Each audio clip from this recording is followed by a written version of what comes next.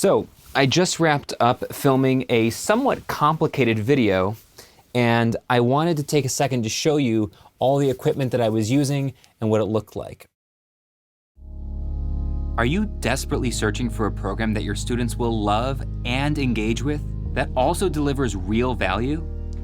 Welcome to Beyond Networking, how to magically connect with anyone in a virtual world. Let's be honest, the best part of college, this is the second time I've done a behind the scenes video where I'm filming using the GX85, which does not have a flip around screen. I'm also using this lav mic, which was not on me for the video shoot itself. I just put it on so I could do this video because the GX85 does not have an external microphone input.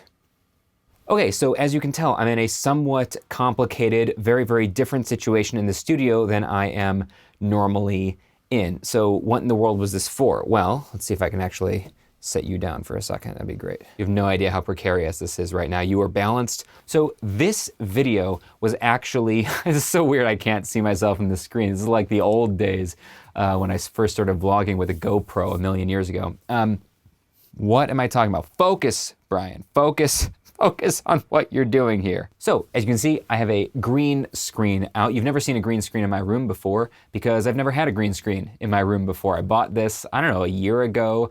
Basically a very cheap, just, standard YouTuber kind of a setup with two poles and a thing, and it came with a green and a black and a white screen. Anyway, the point is I bought this setup and it sat in my basement unopened in its original packaging for the last year. And then we ended up in this strange current world situation where 100% of everything is being done from home, including my career. So where I used to be a speaker and a workshop presenter and do consulting work on site all over the world, 100% of my work is me sitting here in the studio at my camera, at my computer, doing workshops and speaking engagements and coaching and consulting. And honestly, on the scale of how bad things could be and how bad things are for many people in the world, I'm very, very lucky, right? I've got this incredibly decked out studio. I have an understanding of technology and how to use it.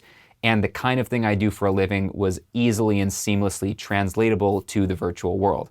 Having said that, it has presented some interesting, I don't want to say problems, but there is a host of there's a host of things that you have to think about, and one of them is I needed to create all new teaser videos. Now, teaser videos in my work are basically when we take a collage of, a montage of clips from, let's say, my speaking engagements, and we add a narration and some B-roll and make a 2 or 3 minute video that explains what I do as a speaker, so that prospects, potential clients can watch that video and decide if they wanna book me or not. And we needed to do this for my new virtual programs. My management and my manager and I were talking about how to do a really quick 90-second kind of explainer video for the workshops I'm running for college students, which we're calling Beyond Networking, the same name as the podcast. Beyond Networking, how to magically connect with anyone in a virtual world. And when I was talking to my manager, he got excited. He said, wouldn't it be really cool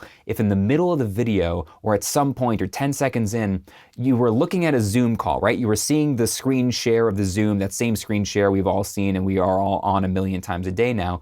Wouldn't it be cool if you then walked into frame and the Zoom call was like head to toe behind you? And as soon as he described it, I kind of hated him because it was a great idea. And the problem is I knew it was going to require a very complicated, well, this is very simple for a green screen, but for me, in the studio, having never worked with one, this is somewhat complicated. So I'm going to talk you through, I know that was a long intro, I'm going to talk you through all the different pieces of kit that are going on right now that enabled me to make a 90-second teaser video. Let's take a look. First and foremost, we have the standard setup I usually use, G85. The Movo is just here for a reference mic right now. I've got the Padcaster Parrot teleprompter on the front. Normally, when I was doing this, my phone was sitting in here, and this light was not on for the shoot. That light was not on for the shoot. That is just there for this particular video. Then we've got the newer 660 bicolor LED as my key light right here with a big softbox on it. And over here, we've got a newer 316 or something like that. That is the fill light. And then all the way back here, it's not on right now, I attached another tiny little 216 newer light with a GorillaPod that became the hair light. And basically that hair light was illuminating me when I was standing in position right here to keep me off of the background, essentially.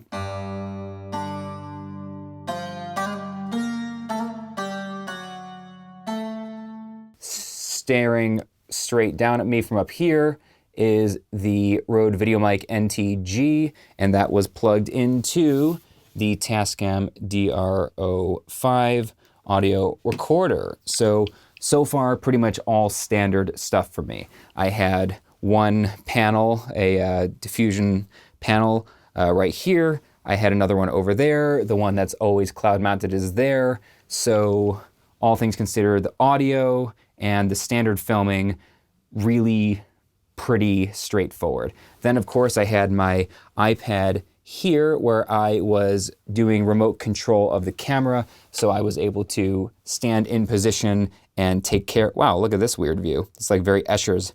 I was able to stand right here and dial in all my manual settings for the camera, which of course, as you can see from here, is too far away to reach. In this case, I was also using the 12-60 lens on the standard 12-60 that comes with the Panasonic G85. I wanted to, it didn't matter about the f-stop for this one. I wanted it to be f4, f5 so that I stayed 100% in focus with the green screen behind me. And then there's the green screen. So, did I bother to iron the green screen? No, I did not. Technically, you are supposed to iron a green screen, make sure that there are no wrinkles, but I was lazy and chose to take care of that in post. But you're supposed to. I just didn't. The key to a green screen, apparently, it's my first time using it, is to make sure that there's even lighting. And so I've got my 4 smart bulbs that I usually use to change the background of the studio. I've got those all on daylight, and they were hitting the top half. And then I have some basic work lights that are essentially daylight LEDs. They're not quite perfect, but it didn't really matter. I've got some work lights here on either side to light up the bottom. So we got a pretty even coverage, as you can see right there. That was the setup. And you can see right here how it all came out. Use these techniques to make friends, find a community, and eventually build a career in an unpredictable age. I can't change what happened, but we can choose to make the best of the situation. College is still about possibility, and it's up to you to lead the way. You comes up on the screen and you just talk. It's great, man. It's great. You taught us something else, and maybe. So there you have it. That was the setup. That's what I used. It looks complicated. I guess technically it is complicated, but all things considered, it went really smoothly. And now I'll show you what I was doing in the software to do the actual keying and the post-processing on the image. Okay, so here we are in Final Cut Pro. I've got the raw image opened up here, the raw video, as you can see. The green screen, as you can see, it's got wrinkles on it. It's fairly evenly lit, but the wrinkles, of course, are going to produce dark spots. That's why you're supposed to get rid of the wrinkles. You're supposed to iron them out because they create all these dark spots that make it harder to key out in post. And then you'll see up in the right-hand corner just a little bit of the, what was that? Probably the microphone stand that was reaching the boom arm, the boom microphone right overhead, which was sitting just out of frame right there. You'll see a shape mask, and then keyer, and then color wheels, color curves, hue saturation curves, and then another mask. And I'm going to run through these really quick. This is not designed to be a full-fledged tutorial. If you want to see a full-fledged in-depth tutorial of how I did all of this and why I chose all the settings I ended up doing, just let me know in the comments. I would be happy to make that video. Let's start with the keyer. boom shakalaka, it's basically done. Okay, how in the world did I do that? So let me actually bring up a new keyer just to show you what it looked like actually doing that. So we'll drag this keyer on, and you'll see that it basically did it for me. There's not much to it. What you're going to want to do is click this sample color, come over here and grab like a sample, and it'll basically take care of everything. If I grabbed this, you would see that, oh no, we don't want that. Wow, that is some creepy looking stuff right there. I didn't need to deal with the edges at all because I did a really good job of lighting it. The key to a green screen is, of course, that you have to light the subject properly. So I had a 3-point lighting on me, and the key to that is that I keep saying the key to that, and it's like, are you making a pun about keying out the green screen? No, it's just how I talk. I had the hair light, which you can see is illuminating the back of my head and the jacket, the back shoulder.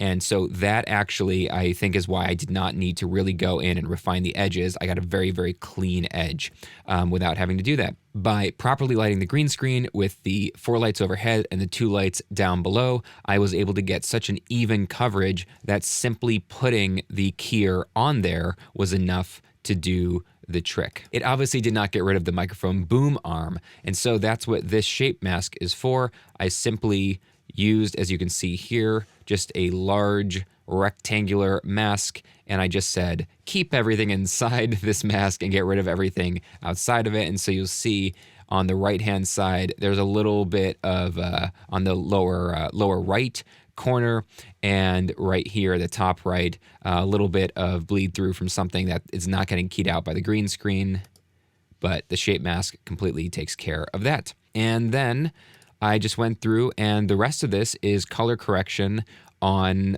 just standard color correction on the actual subject. So my color wheels, we can go through here. My color wheels are doing a little bit of saturation overall in the master, pulling back some of the saturation in the shadows, and doing a tiny little bit of, just a tiny little bit of bump in the midtones for the exposure. So just brightening that up a little bit. And then, the hue saturation. This is really important. All right, so as you'll see, I've got a whole lot of stuff going on in here. And again, I'm not going to go through this right now. It's way too much for this particular video. But the point is, what I was doing is using my video scopes to adjust the hue of the of my face. Here we go. So if I adjust the mask to my face, you can see over here on the vector scope that it's not perfectly on that line. And so that's what I'm using the hue saturation for. You can see that what I've done is I've put it directly on that line using the hue versus hue. And so if I take this mask off, you can see the difference.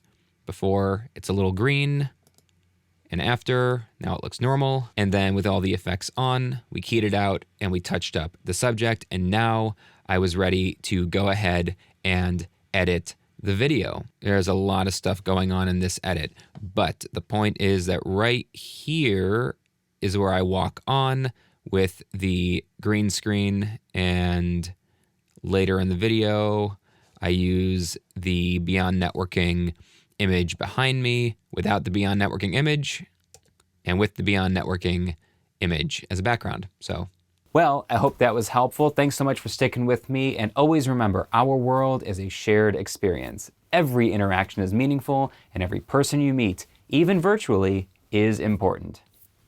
We'll see you soon.